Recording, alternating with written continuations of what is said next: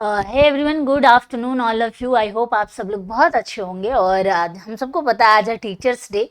तो इस teachers day के दिन आप सभी को इसका हार्दिक शुभकामनाएं। Happy teachers day to all of you. जो भी आपके टीचर्स हैं उनको भी बोल दीजिएगा, विशेष कर दीजिएगा। और बाकी जो स्टूडेंट हैं उन सबको भी हैप्पी टीचर्स डे। ठीक है, तो हैप्पी टीचर्स डे तो हो गया, सेलिब्रेशन का कह रही हूँ मैं, हो गया। अभी हम लोग थोड़ा पढ़ लेते हैं, मतलब कि आज हम क्या पढ़ने वाले हैं। तो कि हमने 3 दिन से, और लास्ट हमारी जो 2 क्लासेस रही हैं वो बिहार जियोग्राफी यानी बिहार भूगोल से रिलेटेड हम पढ़ रहे हैं।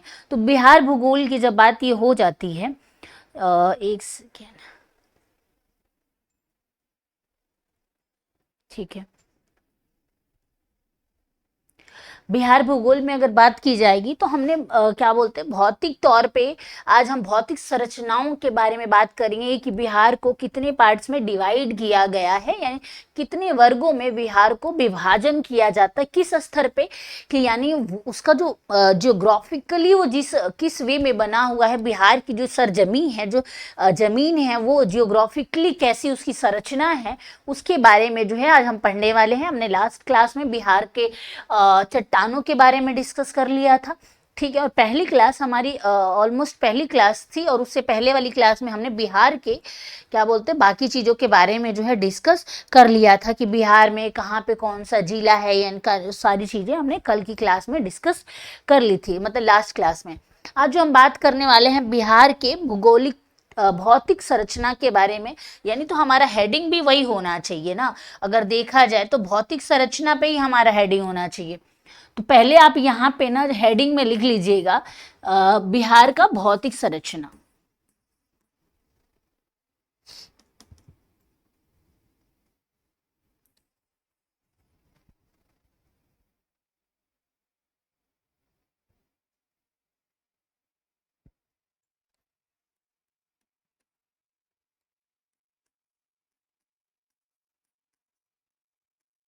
बिहार का भौतिक भौतिक संरचना, ठीक है। बिहार का भौतिक संरचना टेढ़ी होगी क्या ये? हाँ, कोई बात नहीं। बिहार की भौतिक संरचना के बारे में आज हम डिस्कस करने वाले हैं, बात करने वाले हैं कि बिहार का क्या और कैसे रहा है। चलिए, तो संरचनाओं के बारे में बात करेगी तो बिहार को आपको मैं बता दूं 3 भागों में डिवाइड किया गया है। कितने? 3 भागों में, यानी 3 वर्गों में कह सकते हैं कि भूगोलिक तौर पे बिहार को प्राकृतिक के नेचर के अकॉर्डिंग 3 वर्गों में जो है क्या है, बांटा गया है। 3 भागों में जो है बांटा गया है कि बिहार की प्रकृति कैसी है, भौगोलिक तौर पे बिहार कैसा है, इसको 3 भागों में जो है डिवाइड किया गया है। ठीक है, अगर बात की जाएगी तो कौन कौन से हैं वो 3, अगर आपसे डिस्कस किया जाए या बात की जाएगी तो हम बहुत डिटेल्स में भी चलेंगे, और कहीं कहीं पे हम थोड़ा लॉजिकली और थोड़ा हम ऐसे बात वे में समझने की कोशिश करेंगे कि क्या रहा है भौतिक तौर पे। क्योंकि सब चीज़ मैं लिख देती हूँ मुझे लगता है, पर कई बार चीज़ें समझानी भी बहुत ज़्यादा ज़रूरी है।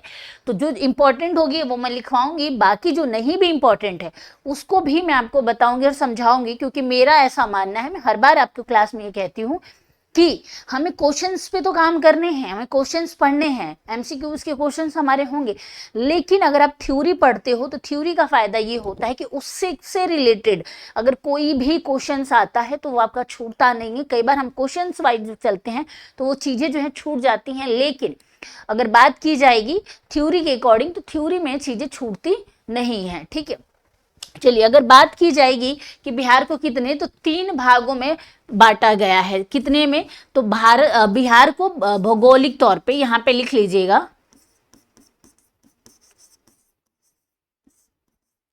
भौगोलिक तौर पर बिहार को 3 भागों में, 3 भागों में क्या हुआ है, भागों में बांटा गया है।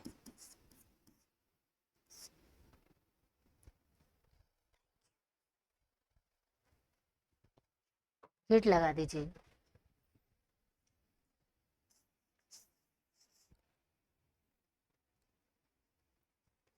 भागों में क्या है, बांटा गया है। ठीक है,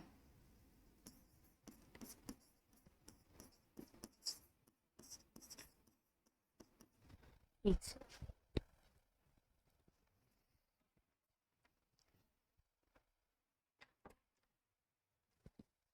चलिए, तीन भागों में क्या है, बिहार को बांटा गया है। कौन कौन से? आपने शिवालिक, यानी आप जब इंडियन जियोग्राफी जब आप पढ़ते हो तो शिवालिक हिमालय जो है उसके बारे में आपने सुना जरूर होगा। अब हिमालय वो कहाँ पड़ता है, हम अभी बिहार का भी मैप बनाएंगे। आपको ये नहीं लगना चाहिए कि भाई बिहार का मैप नहीं बनाइए आज मैडम, बिहार का भी मैप बनाएंगे, बहुत अच्छे से बनाएंगे, ठीक है। तो एक काम करते हैं ना, पहले बिहार का मैप बना लेते हैं। कलर बॉर्डर रखते हैं ऐसे कि थोड़ा समझ में आ जाना, क्योंकि आज सारा जो खेल है मैप का है, यानी जो भी हम बिहार में आज पढ़ने वाले हैं उसको मैप के थ्रू पढ़ने वाले हैं, ठीक है। देखिए, हमको जितना याद हुआ है बिहार के बारे में, हमने उतना याद करने की कोशिश की है कि बिहार बनता कैसे है, ठीक है।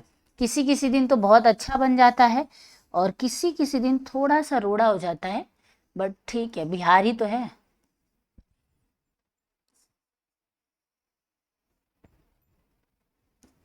क्योंकि आज थोड़ा सा हम शिवालिक वगैरह के बारे में पढ़ने वाले हैं, इसीलिए थोड़ा सा एकदम डिटेलिंग में चलेंगे, ठीक है।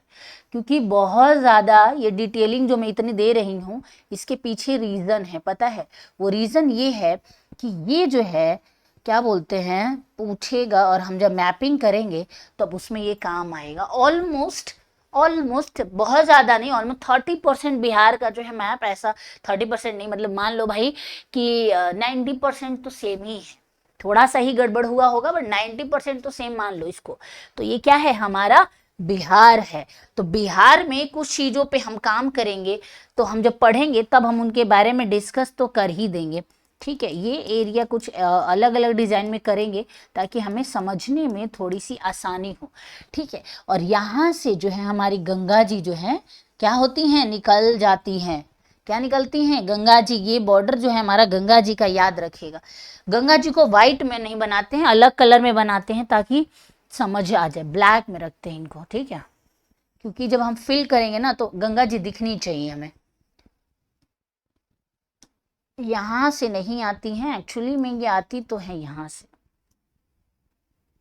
ऐसे होते हुए इधर जाती है ना।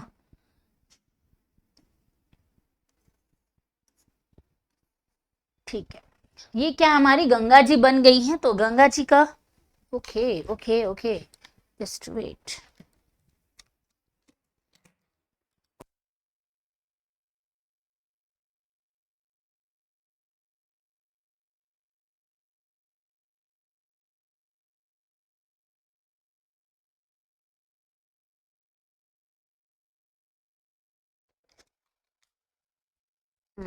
वॉइस शायद नहीं आ रही थी और मैंने अभी देखा है लाइट वो हो रही थी, ठीक है। चलिए अब वॉइस आएगी प्रॉपर वे में, बात की जाएगी गंगा जी की। तो हमने ये बिहार ऑलमोस्ट बना दिया है और इसमें गंगा जी को भी निकाल दिया है। अब बात ये है कि आपने शिवालिक के बारे में मैं डिस्कस कर रही थी कि शिवालिक क्या। तो जब हम इंडियन मैप पढ़ते हैं ना, इंडियन मैप भी बनाऊंगी मैं, ऐसा नहीं कि सोचा करो कि मैम तो बस समझाती नहीं है, तो ऐसा कुछ नहीं होने वाला है। बहुत अच्छे से चीज़ों को समझेंगे, ठीक है बेटा। थोड़ा सा मैप में थोड़ा एडजस्ट कर लिया करो। वाह, आज का मैप कितना अच्छा बना है, ऑलमोस्ट बन गया है, हाँ ठीक बना है। अब देखो, जब हम बिहार, हम इंडियन जियोग्राफी पढ़ते हैं ना, तो उसमें जो शिवालिक श्रेणी की बात आती है कि शिवालिक श्रेणी का, जब आप दर्रों के बारे में पढ़ते हो तब भी वो आता है, ठीक है। तो शिवालिक श्रेणी की जब बात आती है, ये वाला जो एरिया है ये पड़ जाता है अपना नेपाल, ठीक है। और इधर ही तो बिहार है, बिहार कहीं और तो नहीं है, ये थोड़ा सा और टच में होगा, ये लाइन ऐसे करके टच में होगी, बिहार पड़ता है यहाँ पे, ठीक है। तो यहां से ये जो नेपाल आ रहा है, शिवालिक जो होते हुए जाता है, वो शिवालिक एक्चुअली में जाता कैसे, शिवालिक के कुछ हिस्से आपको इधर मिलेंगे, कुछ इधर मिलेंगे, और बिल्कुल नीचे शिवालिक की ऊंचाई बहुत ज्यादा नहीं है, बहुत कम है, तभी वो जो हाईएस्ट मैदान आते हैं उनमें नहीं आता है। मतलब ये हम कह सकते हैं कि शिवालिक बहुत नॉर्मल मैदान में से एक जो है माना, पर्वत श्रेणी में से एक माना जाता है, ठीक है। क्योंकि हिमालय की जब बात आती है तो हिमालय को 4 भागों में बांटा गया है। आप जब इंडियन ज्योग्राफी पढ़ेंगे शिवालिक, उसके बाद आपने पढ़ा होगा क्या बोलते हैं, सबसे बड़ा माउंट एवरेस्ट वाला जो एरिया आ जाता है हिमालय का, जो यहाँ पे बिल्कुल है। तो जब हम इंडियन ज्योग्राफी किसी दिन पढ़ेंगे तो बहुत अच्छे से उसके बारे में डिस्कस करेंगे। तो शिवालिक की जब बात आती है तो शिवालिक जो है ना उसका कुछ हिस्सा यहाँ से होते हुए निकलता है, क्योंकि ये जो है नेपाल और बिहार का बॉर्डर पड़ जाता है। तो यहाँ से शिवालिक कुछ हद तक होते हुए उत्तराखंड से नीचे से देहरादून वगैरह से थोड़ा सा हटके ऊपर से होते हुए जो शिवालिक श्रेणी है वो निकलती हुई जाती है। इसीलिए जब हम बात कर रहे हैं बिहार स्पेशल में शिवालिक को लेके, क्यों बात कर रहे हैं, क्योंकि बिहार को जो बांटा गया है उसमें एक शिवालिक भी आ जाता है। ठीक है, तो इसको समझाने का मेरा थोड़ा सा ये तरीका था, थोड़ा सा टाइम लगा होगा, प्लीज इसको एडजस्ट कर लेना। ठीक है, तो बात की जाएगी कि बिहार को प्राकृतिक तौर पे 3 भागों में जो है बांटा गया है। पहला कौन सा, तो पहला आ जाता है शिवालिक पर्वत एवं क्या बोलते हैं तराई क्षेत्र। क्या आता है, शिवालिक पर्वत एवं तराई क्षेत्र। ठीक है, याद रखिएगा। तो पहले नंबर पे जो आता है, कौन से नंबर पे, पहले नंबर पे शिवालिक। अब देखिए मैंने बता दिया तो आपको ये समझने में आसानी हो गई होगी। अगर मैंने अभी नहीं बताया होता तो शायद नहीं समझ में आता, बट अभी आपको ये समझ में आ गया है कि हाँ शिवालिक मैम ने अभी बताया तो कहाँ पे लोकेटेड है। अभी हम यहाँ मैप में भी उसको ड्रॉ करेंगे, ऐसा नहीं है कि हम ड्रॉ नहीं करेंगे। ठीक है, शिवालिक का पर्वत लिख लीजिए, पर्वत एवं तराई भाग। ठीक है, तराई भाग। पहले नंबर पे कौन सा आता है, शिवालिक, और उसके बाद आता है शिवालिक का पर्वत, मतलब शिवालिक श्रेणी आ जाती है। शिवालिक श्रेणी का छोटा सा भाग बिहार में आता है और तराई भाग जो है वो इसमें आ जाता है। वही दूसरा अगर आपसे पूछेगा तो आपको पता होगा मध्य का विशाल मैदान जो है, मध्य का मैदान जिसको बोला जाता है मध्य का मैदान, यानी हम इस एरिया की बात कर रहे हैं। अभी जब हम मैप में काम करेंगे तो मैं ये आपको यहाँ बताऊंगी, पहले हम लिख लेते हैं, देन उसके बाद हम उसको बनाएंगे मैपिंग के थ्रू।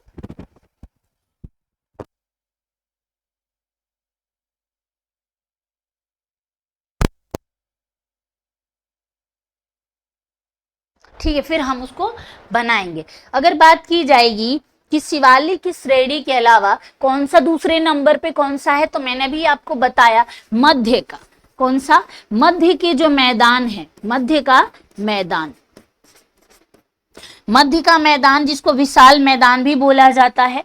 मध्य का मैदान जिसको क्या बोला जाता है, विशाल बोला जाता है, मध्य का मैदान। ठीक है, मध्य का मैदान हो गया। वही तीसरे नंबर पे बात की जाएगी कि मध्य का मैदान के अलावा मध्य का विशाल मैदान बोला जाता है। वही तीसरे नंबर पे कौन सा आता है, तो दक्षिणी भाग यानी दक्षिणी पठार की हम यहाँ पे बात कर रहे हैं। कौन सा, दक्षिणी पहाड़ी बोल लीजिए, दक्षिणी पठार बोल लीजिए, तो क्या है ये इसके अंदर में आ जाता है। ठीक है, तो हम यहाँ पे जो लिखेंगे वो ये लिखेंगे कि दक्षिण का पठार लिखे, या फिर दक्षिण की अगर बात की जाएगी तीसरे नंबर पे जो आ जाता है वो ये आ जाता है पठारी भाग ही बात कर लेंगे हम। ठीक है,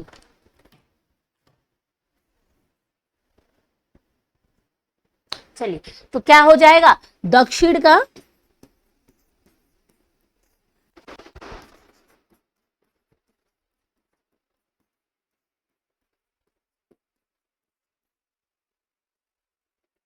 ठीक है, ये क्या है, 3 है।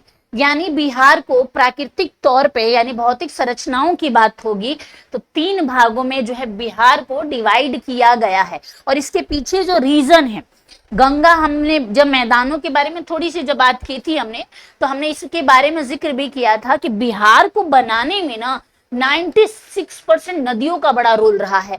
यानी बिहार में 96%, याद रखिएगा जब मैदान की बात आती है ना ये, तो 95 से लेके 96% तक मैदान है बिहार में। 95% से लेके 96% तक, कितना, 95 से लेके 96% तक बिहार में क्या है, मैदान है। वहीं श्रृंखला की बात होगी तो ये लगभग आ जाता है 1% में आ जाता है। वहीं इसकी बात होगी तो लगभग 4% है।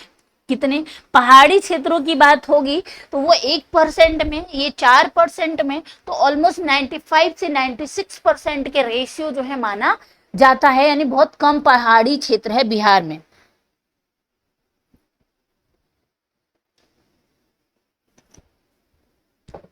चलिए ये हो गया। अब बात करते हैं, ये हमारा भाग हमने देख लिया कि बिहार को 3 भागों में जो है डिवाइड किया जाता। अब हम इनके बारे में थोड़ा सा पढ़ते हैं कि शिवालिक की खासियत क्या है और शिवालिक की क्वालिटी क्या है और शिवालिक जो है किस विशेषता की वजह से जो है ये जाना जाता है।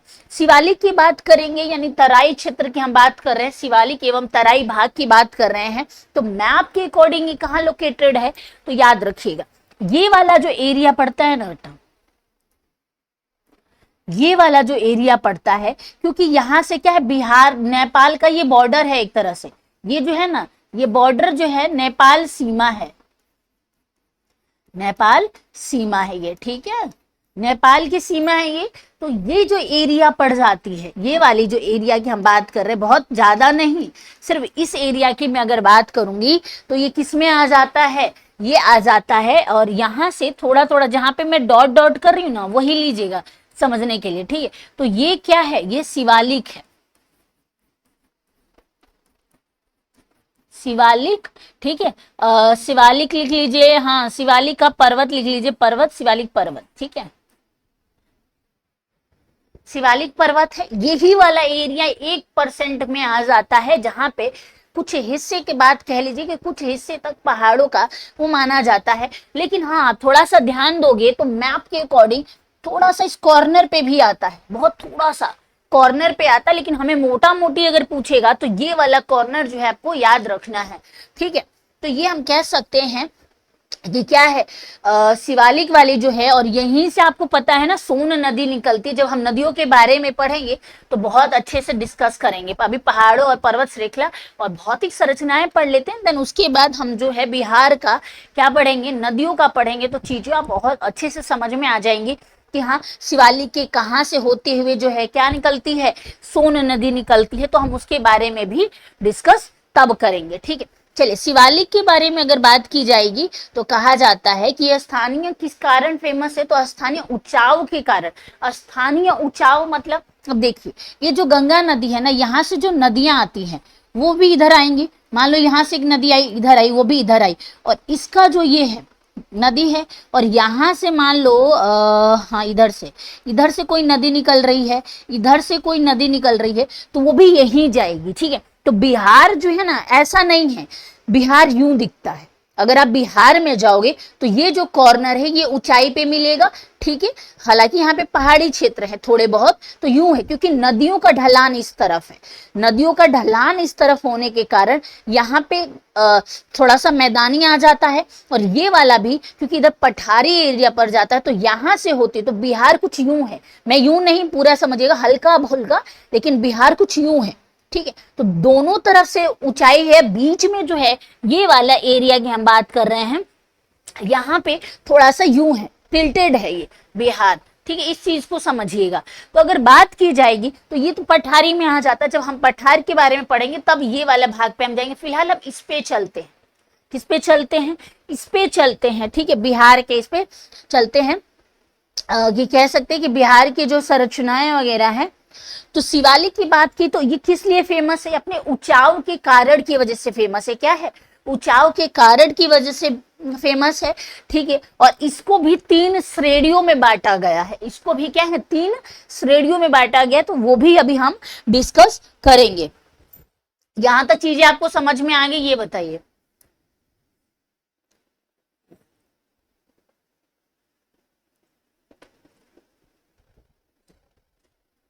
यहां तक चीजें समझ में आ गई,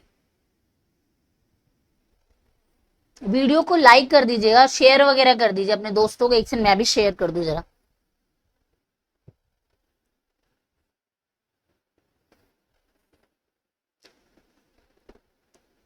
एक सेकेंड, हाँ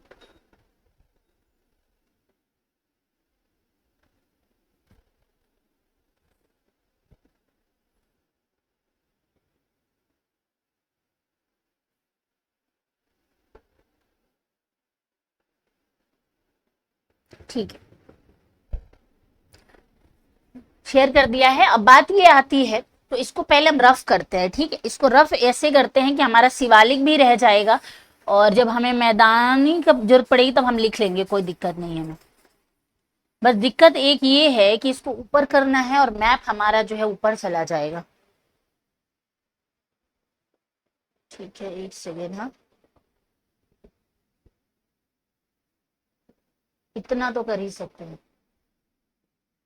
ठीक, तो हम किसके बारे में डिस्कस करने वाले हैं? अभी हम डिस्कस करने वाले हैं शिवालिक के बारे में, शिवालिक एवं तराई भाग के बारे में बात करने वाले हैं। तो चूंकि मैंने आपको बताया कि ये वाला जो एरिया है ये क्या है, दक्षिण पठारी में मतलब उसमें पर्वत श्रेणी में आ जाता है, लेकिन इसको भी 3 कारणों में फेमस है। और दूसरी ये चीज की ऊंचाव के कारण, किस लिए इसको रखा जाता, ऊंचाव के कारण। मैंने बताया ना कि क्यों ऊंचा है, क्योंकि बिहार में जो गंगा नदी बहती है, जो गंगा नदी जाती है वो अपनी तरफ नदियों को अट्रैक्ट करती है, नदियों को अट्रैक्ट करती है। और दूसरी चीज, और ये जो है यहाँ पे एरिया शिवालिक है, और यहाँ से जो नदियां नीचे आती हैं तो यहाँ से वो अपने साथ जो बालुई रेत वगैरह लेके आती है, जो बगल बगल के एरिया में दलदल बन जाता है, तो यहाँ से जो वो लेके आती हैं तो कहीं ना कहीं वो ढलान की वजह से इधर की तरफ बहती हैं, और वो ढलान की वजह से जो है और जो है मिट्टी अपने साथ जो है लेकर आती है। तो इधर की एरिया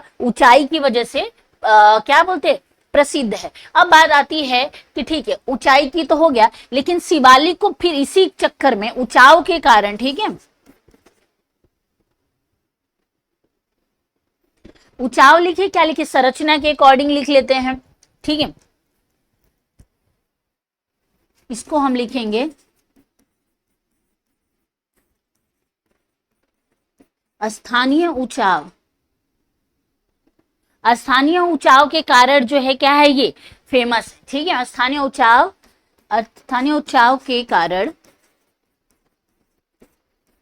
इसे 3 भागों में बांटा गया है। कितने? इसको भी 3 भागों में जो है बांटा गया है, 3 भागों में बांटा गया है, समझ लीजिएगा, ठीक है। 3 भागों में इसको बांटा गया है। 3 कौन कौन से, इसके बारे में भी अभी हम डिस्कस करने वाले हैं, ठीक है। 3 में अगर बात की जाएगी तो पहला आपने अगर पढ़ा या सुना होगा तो आपने सुमेश्वर श्रेणी के बारे में सुना होगा, धून घाटी के बारे में सुना होगा, ठीक है। धून घाटी आगे आएगी, माफ करिएगा, दर्रा के बारे में सुना होगा, बिहार में आ जाता है। तो इनको 3 में क्या है बांटा गया है। कौन कौन से? सुमेश्वर श्रेणी में बांटा गया है, दर्रा आ जाता है बिहार का, और इसके अलावा बात करेंगे तो रामनगर धून का नाम आ जाता है, ठीक है। क्या है? रामनगर धून आ जाता है। और इसी का तीसरा है दर्रा जो है, माफ करिएगा, ओके एक सेकेंड, सुमेश्वर जो श्रेणी है उसी में दर्रा आ जाता है, पहला वो है। दूसरा जो आ जाता है हमारा क्या बोलते हैं, रामनगर दून घाटी आ जाती है, रामनगर दून बोला जाता है जिसको। और तीसरा जो हमारा आ जाता है दून घाटी आ जाती है। दून के मतलब क्या होता है वो भी मैं आपको मैप पे ही बताऊंगी, और वैसे भी समझा दूंगी उसके बारे में, ठीक है, जब दून हमारा टॉपिक आएगा तब, ठीक है। तो 3 कौन कौन से हैं, तो इसके भी क्या है 3 भाग हैं। तो ए लिख लेते हैं, क्योंकि फिर ए और उसमें अगर यहाँ एक करेंगे तो आप कंफ्यूज हो जाएंगे। तो पहला हमारा कौन सा आ जाता है, सुमेश्वर श्रेणी, सुमेश्वर श्रेणी आ जाती है पहले नंबर पर। दूसरा कौन सा है, रामनगर दून का नाम आ जाता है। सुमेश्वर श्रेणी के बाद आ जाता है हमारा बी नंबर पे हो जाएगा रामनगर दून, ठीक है, दून। और तीसरे नंबर पे जो आ जाता है दून घाटी, दून घाटी, ठीक है। कौन सा आ जाता है, दून घाटी आ जाता है, ठीक है। वहीं बात की जाएगी, दून का मतलब होता है जहां पर पहाड़ी क्षेत्र तो होंगे लेकिन बहुत ज्यादा नहीं होंगे, लिमिटेड होंगे, कम। जैसे दून की बात हो तो 240 मीटर की इसकी ऊंचाई मानी जाती है, बहुत ज्यादा नहीं मानी जाती है। और वहीं रामनगर घाटी की बात हो तो उसका जो रामनगर दून की बात होती है तो वो लगभग 285 के आसपास शायद है, जब हम पढ़ेंगे तब और अच्छे से समझेंगे इसको, तो उसमें ये आ जाता है, ठीक है। तो बात की जाएगी तो 3 में इसको डिवाइड किया गया है। किसको डिवाइड किया गया है 3 में, तो ये जो स्थानीय ऊंचाव के कारण जो शिवालिक क्षेत्र है, यानी ये वाले एरिया की हम यहाँ पे बात कर रहे हैं, तो इसको क्या किया गया है, तो इसको जो है 3 चीजों में बांटा गया। अब मैप में हम आ जाते हैं कि मैप में किस हिसाब से, ठीक है। तो ये वाला जो ऊंचाव वाला एरिया है, यानी हम कॉर्नर की बात करें इसकी, ये वाला जो हमारा एरिया है वो सुमेश्वर श्रेणी में आ जाता है। वहीं जब आप थोड़ा सा ऐसे आएंगे तो इसके मध्य में, दक्षिणी मध्य में बात होती है इधर की साइड में, तो यहाँ पे आ जाती है अपनी दून घाटी, और यहीं पे थोड़ी सी जो ऊंचाई है वहां पे आ जाती है रामनगर की घाटी। इन दोनों के मध्य में दून घाटी है, याद रखिएगा। लेकिन जब हम पढ़ेंगे तो इसी सीक्वेंस में पढ़ेंगे, ऐसा नहीं कि नहीं पढ़ेंगे, लेकिन अगर हम नंबर वाइज देखोगे तो ये ऊंचाई है, यहाँ पे प्लेन है यानी कुछ यूं है और यूं है, ठीक है,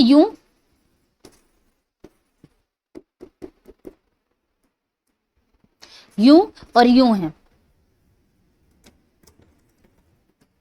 ठीक है, ऐसे, और ये वाला है। तो यहाँ पे जो पड़ जाती है दून घाटी, और ये रामनगर की रामनगर दून जो इसका नाम यहाँ पे आ जाता है, ठीक है। तो यहाँ से आप चीज को समझ सकते हैं, क्योंकि मैंने बोला था कि मैप में इतनी डिटेलिंग में क्यों बना रही हूँ, इसके पीछे कारण यही था कि ये वाला जो ऊंचाई है, आप यहाँ ये वाले जो ऊंचाई की हम यहाँ पे बात कर रहे हैं, ये किस में आ जाता है, ये आ जाता है सुमेश्वर श्रेणी में। और ये जो हल्की सी ऊंचाई आपको यहाँ दिख रही है, ये हमारा हो जाता है रामनगर दून। और इसी के ठीक नीचे यहाँ पे जब बात होगी, जब कम ऊंचाई की बात होगी, यानी दोनों के मध्य में कौन सा पड़ता है, तो दून घाटी पड़ता है, ठीक है। यहाँ तक चीजें आपको समझ में आ गई,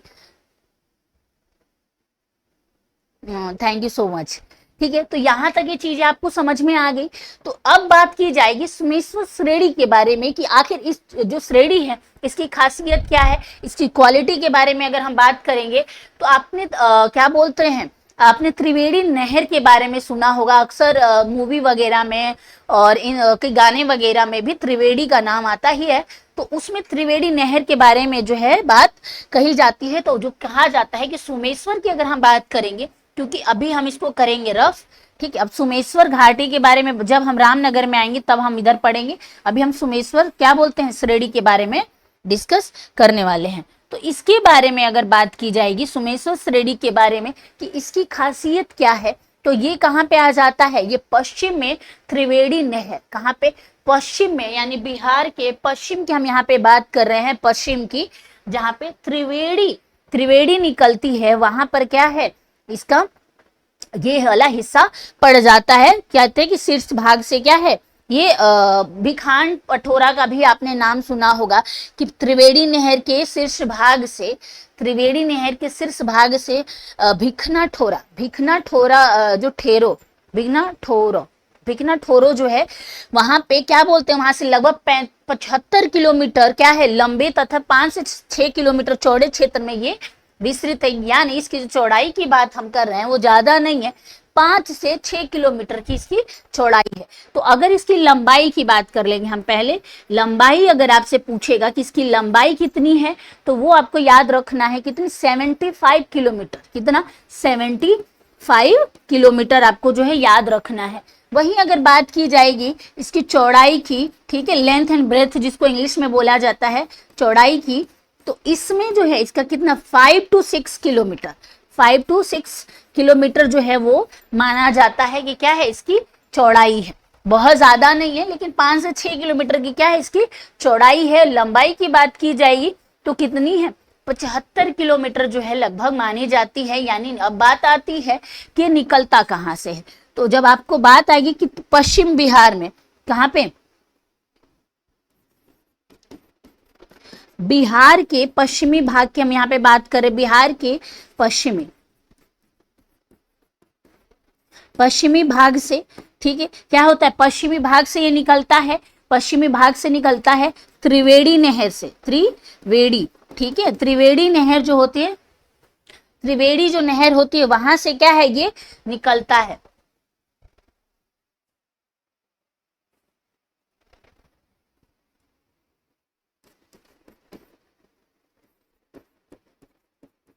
त्रिवेणी नहर, ठीक है, याद रखिएगा, त्रिवेणी नहर यानी बिहार के पश्चिमी भाग, यानी ये वाला, हमने जब मैप पढ़ रहे थे तो मैंने आपको बताया था ये पड़ता है पूरब, ये हमारा क्या पड़ जाता है, दक्षिण, ये पड़ जाता है उत्तर, और ये वाला भाग हमारा पश्चिमी भाग आ जाता है बिहार का। जैसे कि इंडियन मैप को, जैसे आप कभी भी मैप का एक लॉजिक बता रही हूँ मैं कैसे याद रखती हूँ, जैसे आप भूल जाओ कि कौन सा डायरेक्शन किधर है, दिमाग काम नहीं कर रहा, आपको बस एक काम करना है कि यहाँ से ये उठाना है, ठीक है, ये उठाना है और उसको ऐसे रखना है, ठीक है। अब मेरा ये वाला जो साइड है, ये वाला साइड जो है पश्चिम भाग है, मैप के अकॉर्डिंग जब आप जाओगे तो ये वाला भाग मेरा पश्चिम भाग है। ऊपर वाला साइड यानी सर की जब हम बात करेंगे तो ये उत्तर में आ जाता है। नीचे यानी हमारा पैर जो है दक्षिण है, और यहीं पे बात होगी तो ये पूरब है। क्या है, ये पूरब में ये जो यहाँ पे आ जाता है, ठीक है, यानी तो इसको याद रखिएगा, ठीक है। ईस्ट है ये, कहते हैं ना ईस्ट वेस्ट नॉर्थ साउथ, तो ये हमारा साउथ पड़ जाता है, उधर नॉर्थ पड़ जाता है और वेस्ट पड़ जाता है। तो ये याद रखने का बहुत इजी वे होता है, ठीक है। मैप को बनाओ और खुद को इस चीज को लेके इमेजिन करो, डायरेक्शन आप कभी नहीं भूलोगे। और बहुत लॉजिकली तो बोला जाता है कि जैसे सूरज निकलते हैं वो हमारा पूरब साइड हो जाता है, जैसे सूरज डूबता है वो कौन सा पश्चिमी साइड हो जाता है, यानी वेस्ट हो जाता है अगर इंग्लिश में बोले तो, ठीक है। एक से हाँ, इसको जरा नोट करिए, मैं थोड़ी सी चाय अपनी खत्म कर लूं।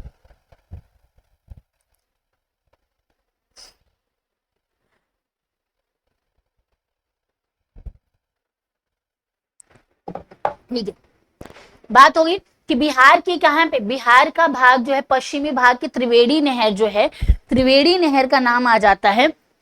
त्रिवेणी नहर के शीर्ष भाग से क्या है, भिखना ठोरा का नाम आपको याद रखना है। कहां से, त्रिवेणी नहर से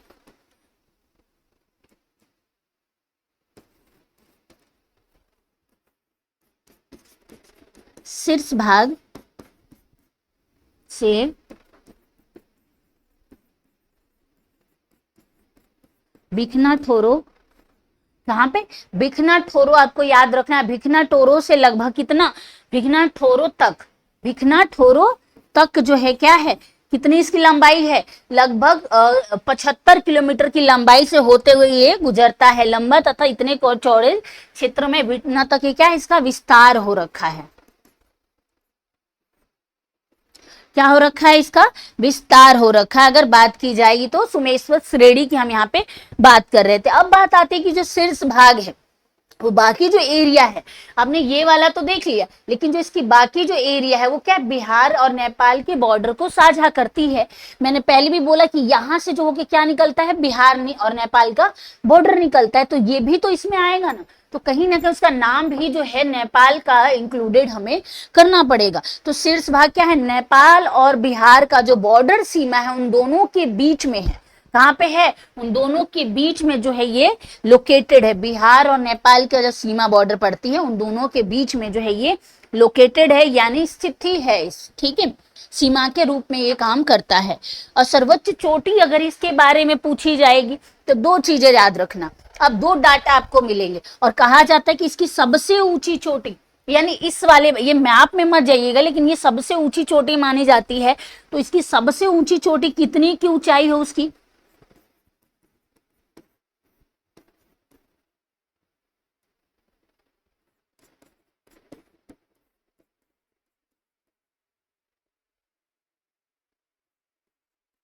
अगर चोटी की बात करेंगे सबसे ऊंची चोटी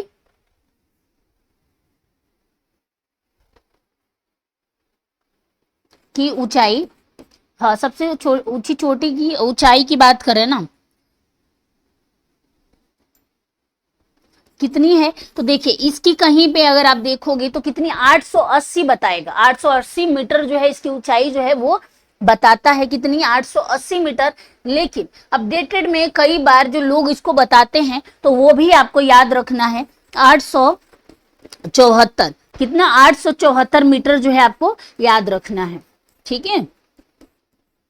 874 मीटर जो है ये माना जाता है कि सबसे ऊंची चोटी की ऊंचाई कितनी है, 880, यानी 874, 880 ही अगर आपके ऑप्शन में 880 आता है तो ये लिखना है, अगर 774 है तो आपको ये लिखना है, ठीक है।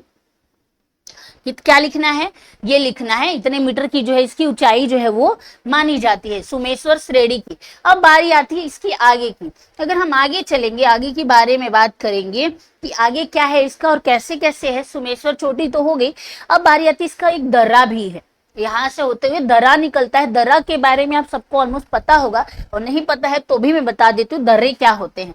देखिए मान लीजिए ये पहाड़ है, ठीक है, ये पहाड़ है और मुझे यहाँ पे यहाँ जाना है या यहाँ जाना है, तो या तो मैं ऐसा कोई रूट होगा जो इधर से होके जाता होगा, या फिर कोई ऐसा रास्ता जो पैदल चलने वालों ने पहाड़ों से होते होते यहाँ तक पहुंचाया होगा।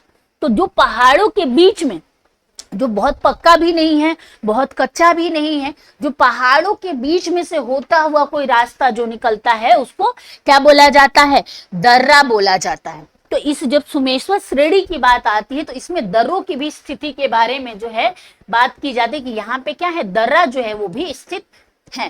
ठीक है, तो दर्रा ये होते हैं जो पहाड़ों के बीच में लोगों द्वारा या व्यापारियों द्वारा, पहले व्यापारी ही चलते थे तो उनके द्वारा या आम जनता के द्वारा जो रास्ते बनाए जाते हैं उनको दर्रा बोला जाता है। बीचों बीच बोलते हैं ना, शॉर्टकट लेते हुए, उसको बोला जाता है।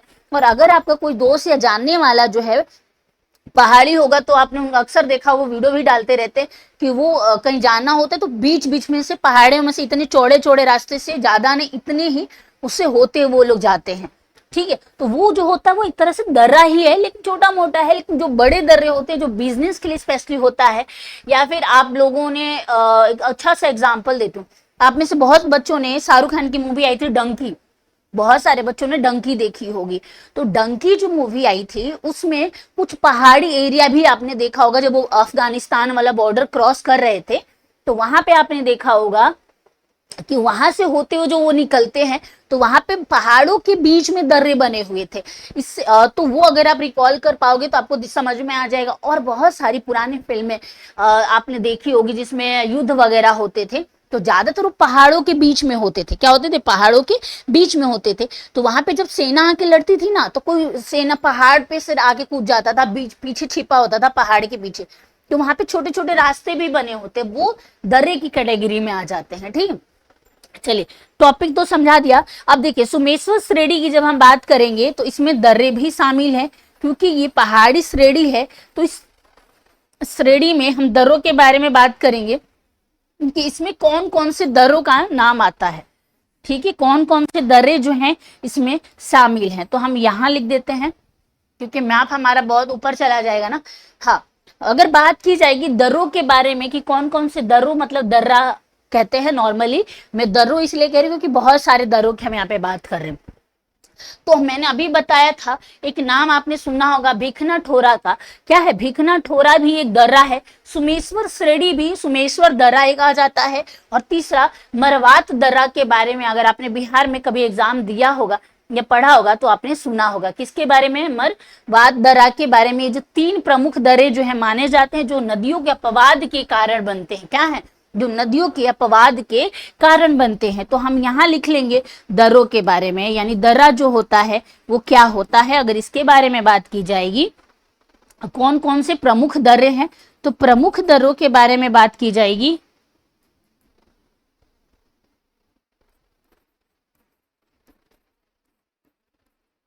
प्रमुख दर्रा के बारे में अगर मैं बात करूंगी तो कौन कौन से हैं, तो पहला जो आपको लिखना है किसके बारे में? भिखना ठोरा के बारे में। भिखना ठोरा, भिखना ठोरा दर्रा जो वो आ जाता है। कौन सा? भिखना ठोरा दर्रा। और दूसरे नंबर पे अपना वही सुमेश्वर श्रेणी का ही सुमेश्वर दर्रा जो है वो आ जाता है। कौन सा? पहले नंबर पे भिखना हो गया, सुमेश्वर का नाम लिख लीजिए, सुमेश्वर दर्रा। ठीक है,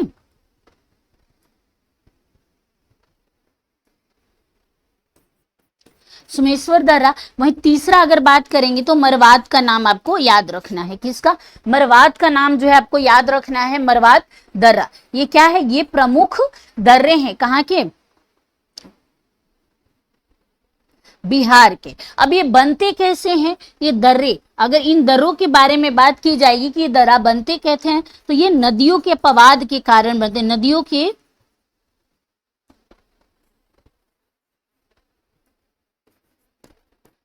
नदियों के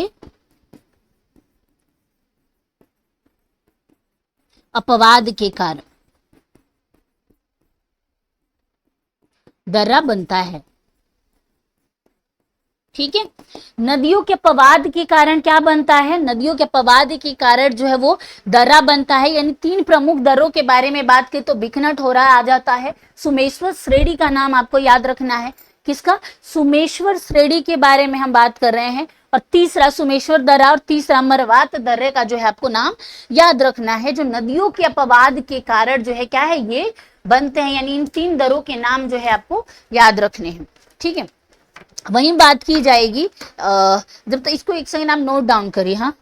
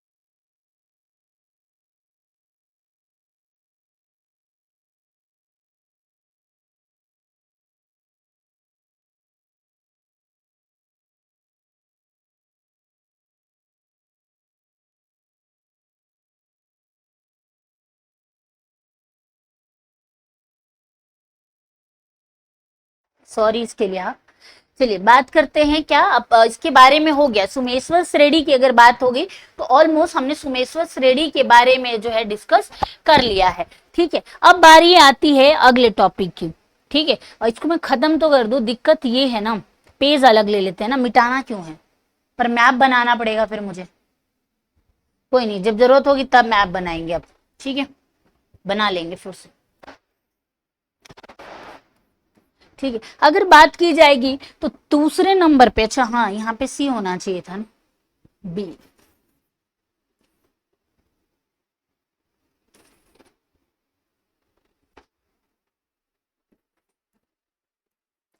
कौन सा? रामनगर, रामनगर दून।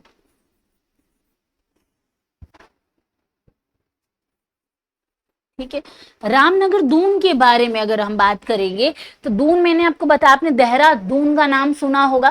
तो दून जो होता है वो ना पहाड़ी क्षेत्र में आ जाता है और ना ही मैदानी में आ जाता है। वो जो बीच का होता है ना, कि ना ही वो मैदान में ना ही बहुत पहाड़ में है, तो उस एरिया को दून बोला जाता है। क्या बोला जाता है? दून बोला जाता है। तो सुमेश्वर श्रेणी के दक्षिण में, सुमेश्वर श्रेणी जो है उसके दक्षिण में कौन सा स्थित है? दक्षिण में होने स्थित है ये। दक्षिण में होने के कारण श्रेणी का नाम जो है दक्षिण श्रेणी से नाम से जोड़ा जाता है। दक्षिण श्रेणी भी इसको जो है कहा जाता है। ठीक है, तो कहाँ पे स्थित है? अगर इसकी स्थिति के बारे में हम बात करेंगे तो ये जो स्थित है ये है, ये स्थित कहाँ पे है? तो ये जो है यह सुमेश्वर, सुमेश्वर श्रेणी के, श्रेणी के कहाँ पे? दक्षिण में है। ठीक है, दक्षिण में स्थित है। दक्षिण में क्या है? ये स्थित है। सुमेश्वर श्रेणी के दक्षिण में स्थित होने के कारण जो है, अब देखिए इससे हमने दो चीजें पढ़ेंगे, अभी मैं बताती हूँ वो क्या। होने के कारण इसको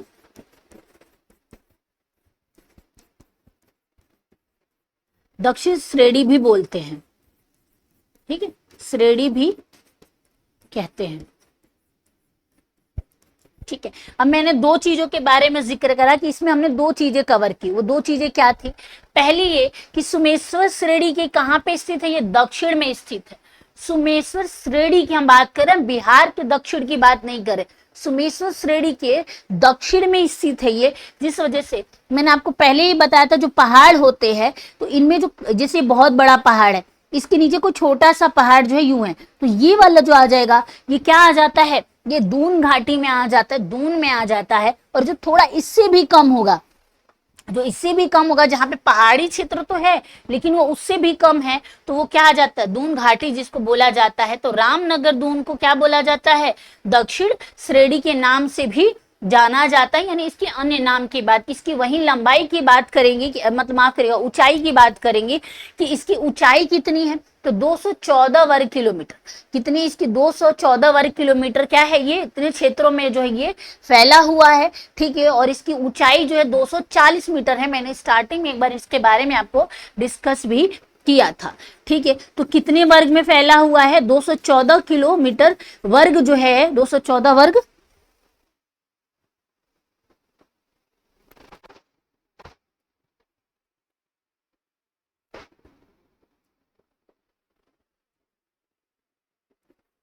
ठीक है, वर्ग किलोमीटर में क्या है? ये क्षेत्र में फैला है। ठीक है, फैला हो गया। वहीं इसकी लंबाई के बारे में हम बात करेंगे, ऊंचाई के बारे में।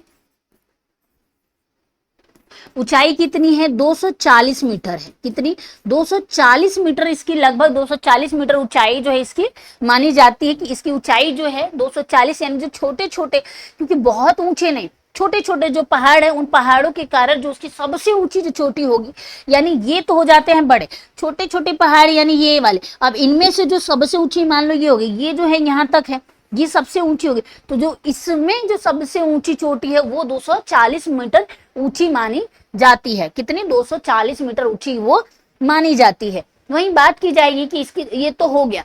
तो ऑलमोस्ट हमने रामनगर दून के बारे में देख लिया है। अब हमारा जो अगला है वो कौन सा है? तो वो हमारा है दून घाटी। ठीक है, तो उसको हम यहाँ लिखेंगे। ठीक है, तो हमारा जो दूसरा नाम होना चाहिए सी वाला, सी जो है सुमेश्वर श्रेणी का तीसरा भाग यानी दून घाटी।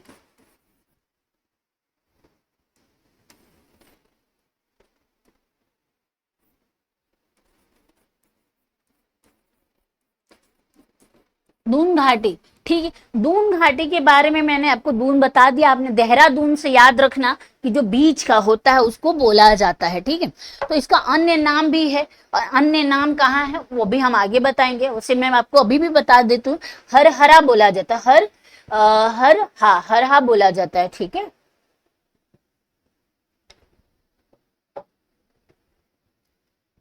अन्य नाम इसका पूछेगा तो आपको लिख लेना है। अन्य नाम कौन सा है? हरहा। हरहा के नाम से भी ये जो है जाना जाता है। किस नाम से? हरहा के नाम से। हरहा नदी की घाटी जो है उसके नाम से भी ये जाना जाता है, हरहा नदी की घाटी, ठीक है। यानी ये नदी का रोल इसमें रहा है, नदी से निकलते हुए है, तो जिस वजह से इसका ये नाम पड़ा है, ठीक है। अगर इसके बारे में बात करेंगे तो ये घाटी रामनगर दून और तथा सुमेश्वर श्रेणी के बीच में आता है, मध्य में स्थित है। कहाँ पे? दोनों के मध्य में स्थित है। मैंने कई बार आपको लोकेट करके भी दिखा दिया है, दोनों के बीच में क्या है, ये स्थित है। और इसी घाटी को क्या बोला जाता है? हरहा नदी की घाटी भी कहते हैं। इसको क्या बोला जाता है? हरहा नदी की घाटी भी कहा जाता है। तो कहाँ पे मध्य, किसके मध्य में है ये मध्य में है सुमेश्वर श्रेणी एवं सुमेश्वर श्रेणी, और किसके बारे में? रामनगर घाटी की, रामनगर दून जो हम बात कर रहे थे, सुमेश्वर श्रेणी और रामनगर जो है उसके मध्य में स्थित है, ठीक है।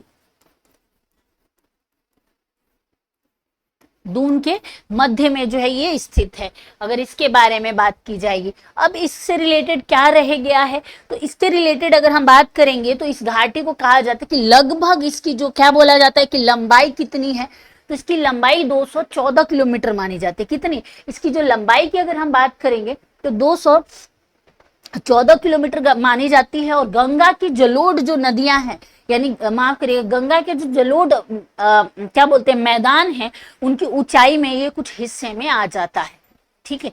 तो इसके बारे में अन्य बात कहेंगे तो ये उसके मध्य में हो गया। तो इसकी लंबाई के बारे में हम बात करेंगे, लंबाई कितनी है, तो 214 किलोमीटर, ठीक है, लंबाई है। वहीं बात की जाए लंबाई, और गंगा का नाम इसमें आ जाता है, गंगा के जलोढ़ मैदान,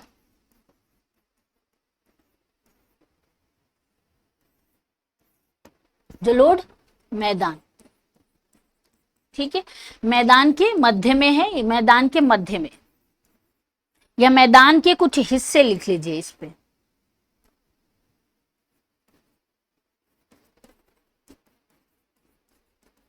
हिस्सों में है, ठीक है, हिस्सों में कौन है। तो हम बात करें दून घाटी के बारे में, तो दून घाटी की लंबाई कितनी है, तो 214 किलोमीटर की इसकी लंबाई है। और ये कहाँ पे स्थित है, तो जो गंगा के मैदान है, हमने जो मैप में देखा गंगा कहाँ से निकलती है, बीच में से निकलती है।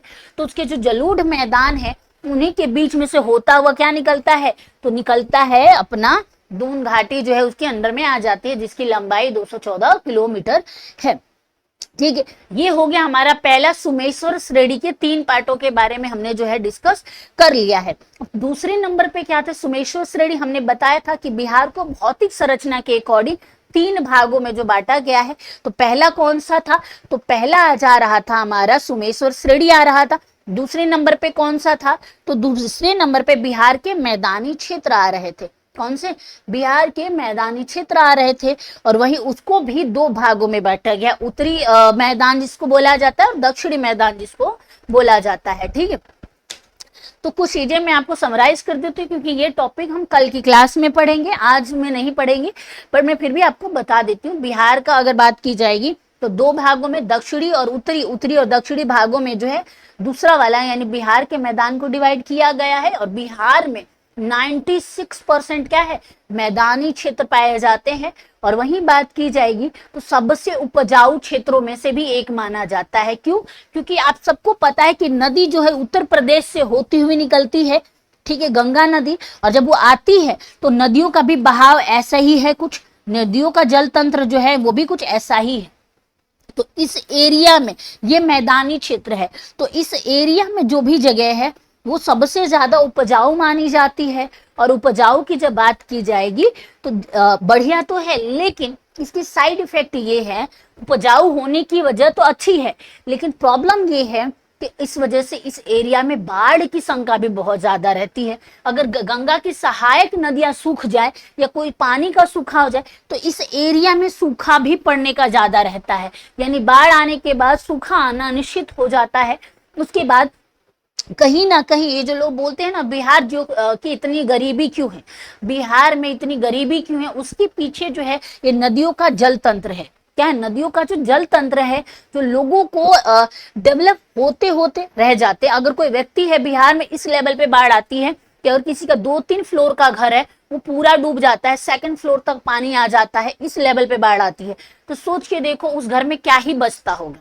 कोई व्यक्ति हर साल बाढ़ के बारिश के समय में, पहले तो बारिश के लिए लोग प्रार्थना करते हैं कि ठीक है बारिश हो जाए बारिश हो जाए, और जब बारिश हो भी जाती है तो उनका डर इस बात पे रहता है कि नदियों में उफान ना आए, नदियों में बाढ़ ना आए, क्योंकि जो कीमती सामान है या खेती जो की गई है वो कहीं डूब ना जाए।